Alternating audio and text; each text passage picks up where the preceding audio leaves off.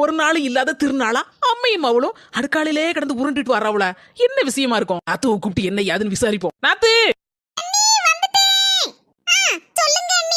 இதுலலாம் ஒன்னும் குறைச்சல் இல்ல. அது அங்க என்ன நீனும் உங்க அம்மையும் அடுக்கலையில கடந்து கடப்படான்னு ஒரே உருட்டு வலையா உருட்டிட்டு இருக்கியா? எதுவும் சமையல் கிமில் பண்ண போறீங்களா? நான் உட்கார்ந்து சாப்பிடணுமா?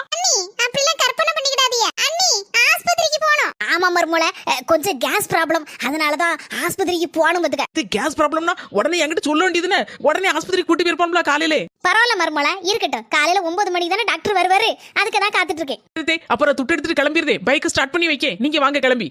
சரி மர்மோல. நாத்து எங்க போகுது? ஒருவேளை துட்டு எடுக்க போவோமோ?